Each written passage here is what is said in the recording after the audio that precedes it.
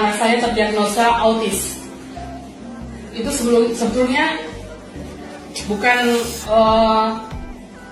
saya dari awal juga menolak itu sebetulnya dengan suami. 2 tahun 2 bulan dia terdiagnosa autis dengan dokter yang di sini dengan yang di Medan. Siapa sih ibu yang mau anaknya terdeteksi berkebutuhan khusus? Autis itu sebetulnya dari mana sih datangnya?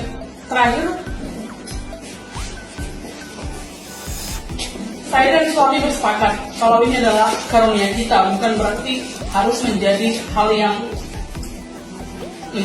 menyakitkan buat kita begitu. Tapi di awal suami nggak mau untuk terapi yang disarankan dokter seperti itu. Awalnya kita ke dokter itu membawa kenapa sih anak ini terlambat berbicara seperti itu, delay speech. Ternyata bukan hanya delay speech, anak saya terdiagnosa autisme, autis disorder.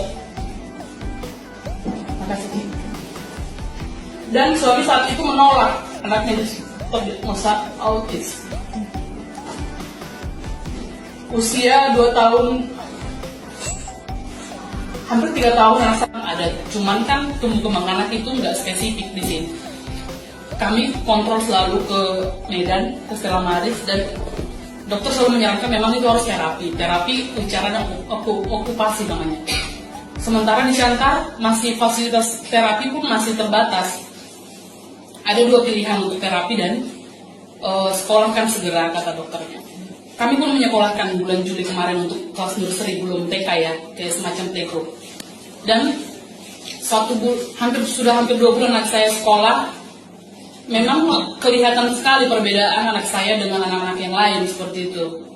Anak-anak nanti udah fokus, anak saya lari-larian, jejeritan, tantrum kesana kemari.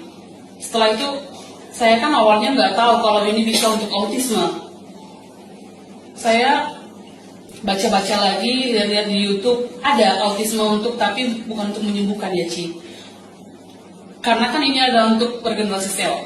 Saya baca-baca juga literatur, autisme berhubungan dengan sel saraf.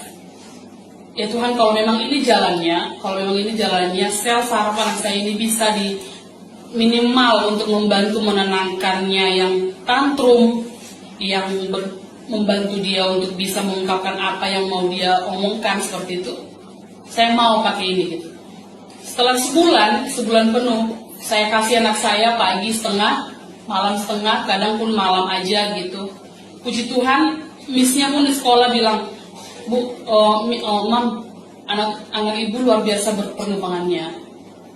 Dari yang harus jalan-jalan ke sana kemari, dia udah mulai tenang.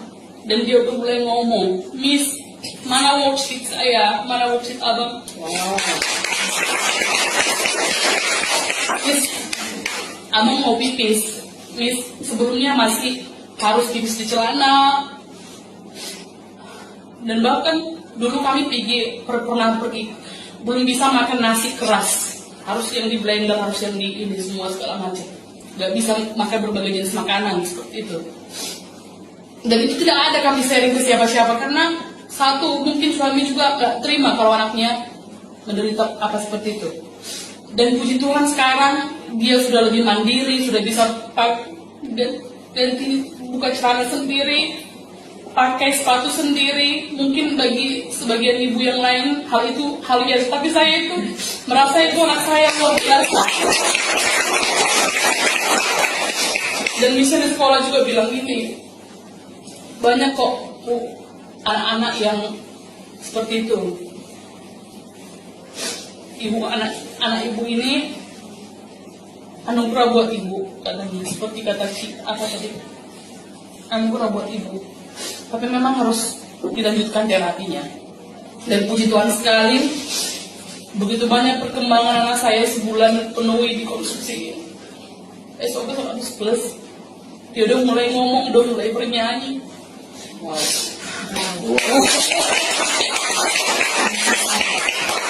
Sudah mulai kontak mata dengan saya. Sebelumnya dia nggak mau sama sekali kontak mata. Bilangkan namanya siapa, belum bisa jawab.